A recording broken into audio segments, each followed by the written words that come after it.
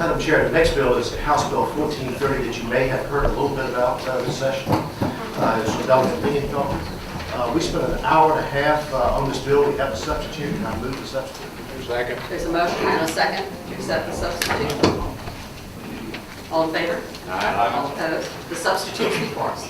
And Madam Chair, we had quite a few people come and testify. We had everybody from George Washington. Actually, George Washington was in the room. He's not here today. To a young man over here who, I'm looking at you, did testify for the bill. So Lingenfeld pulls out all the stops to get this bill through. So I'm going to turn it over to Scott for a brief explanation of 1430. Madam Chair, let me just say up front, and to Danny and to the subcommittee, I've been up here now for 12 years, and we have seen some controversial bills. And I would tell you that there are many people in this room who are pretty energized about their view.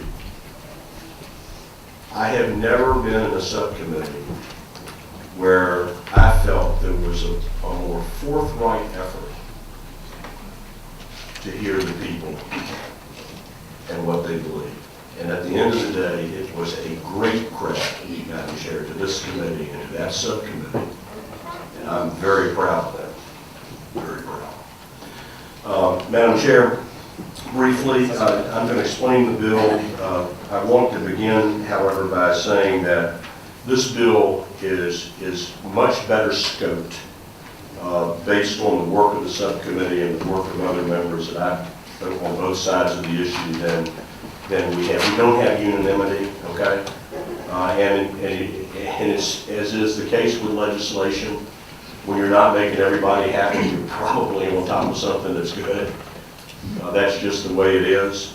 In the first paragraph or in the first section of the substitute under definitions, what we've done here is we've brought some more specificity to what we mean when we say agricultural operation, to ensure that we have captured the notion of byproducts, that we've captured very clearly what we mean when we say commercial, farm to business and farm to consumer, which is a key component of what we need to fix.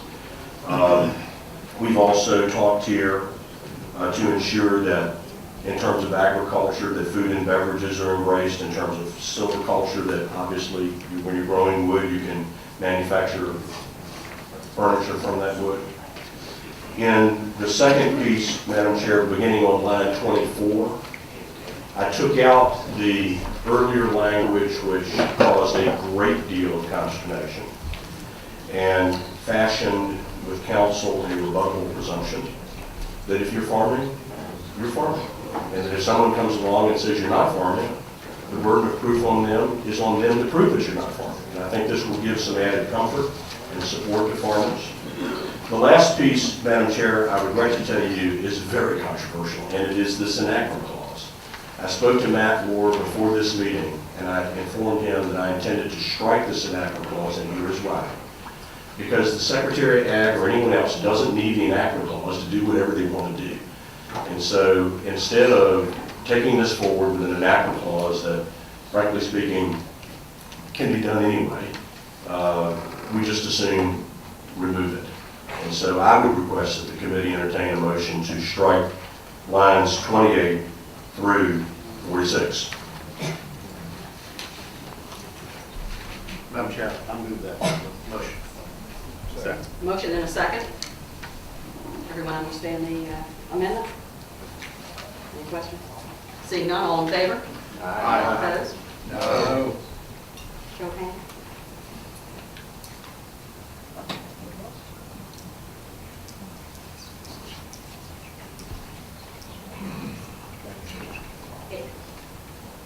Eight noes. The amendment is accepted. Thank you. Madam Chair, now you have a much de-scoped piece of legislation in front of you. I understand speaking to the Vice Chair, speaking to Delegate Warren, not Vice Chair, Vice Chair, that he is entertaining a notion that he would like to present, and so I would yield to him at this time. Delegate Orr. Madam Chairman, thank you. Yes, I'm going to propose, and reenactment clause be added to this measure on line 28. And Madam Chairman, if you may, speaking to that motion. And in talking with the patron, in doing this, and I think we need to make some changes in this definitional section, but we need to make sure we get it right. And with the insurance, the commissioner is going to be looking at this with all the relative stakeholders. Let's make sure we get this right before we put it on the books. And it's in that spirit, Madam Chairman, that I move a reenactment clause on this measure.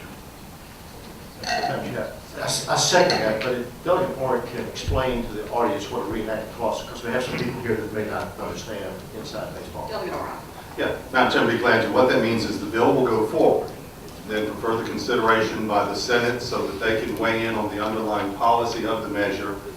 The law, though, will not take effect July 1 of this year. It would require subsequent legislation next year, with this acting generally as the basic template to move forward. It keeps the issue for further discussion among both bodies and keeps it firmly before the commissioner, knowing something's going to come back next year. And that's what a reenactment clause would do. It will not take effect July 1 of this year.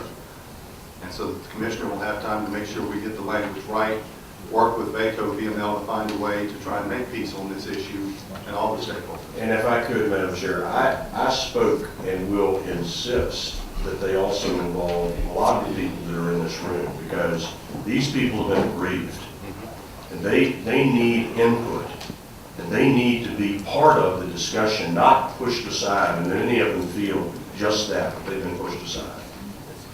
We do have a motion and a second to amend the bill. I think the commissioner wants Can I, Commissioner? Welcome. Always welcome to this committee. Good morning, Madam Chairman, members of the committee. And I spoke with my good friend Delegate Lingenfelter this morning and assured him just that. I mean, this is not a process that the administration wants to look at in the dark. I mean, we want to make sure we can involve as many of the interested stakeholders as possible. So I gave him my word that we would certainly be able to include. I'm not sure everybody's going to be happy, but we can certainly reach out and include everyone in the process. Any questions for the patron? Question. Commissioner. Mr. Commissioner, would you contemplate that during your work this session that you would develop model ordinances such as have been proposed in the enactment clause we just removed? Do you expect that would be part of your work? Absolutely. And in fact, Delegate Plum, we've actually done some of that work before. A couple of years ago, the Rural Center of Virginia conducted a group that did just that, and some of the ordinances we have around the Commonwealth, local ordinances, have reflected that work, so that would certainly be a part of it. Thank you. And Madam Chair, if I could, that is very important. I'm glad Matt has declared that he's going to bring everybody into the process, because part of the problem is people haven't been part of the process. And the ordinances that come forward in some cases, I look at my friend Delegate Knight, who has a very good ordinance in Virginia Beach. That has worked for them when he was on the Planning Commission. But guess what? He had large groups of stakeholders working with them. And so when the citizens participate in this process, it almost always is better. And that's what's been missing, I believe, in a lot of what we've seen lately, quite frankly. We do have a motion and a second on the amendment. Any further questions or discussion? Seeing none, all in favor? Aye. All opposed? The bill is further amended is before us. Madam Chair, on a motion of 6-1 to report, I so move. There's a motion and a second to report the bill. Any further discussion? Seeing none, the members will vote on the voting boards. The bill is reported 19-0. Thank you, Madam Chair. Thank you.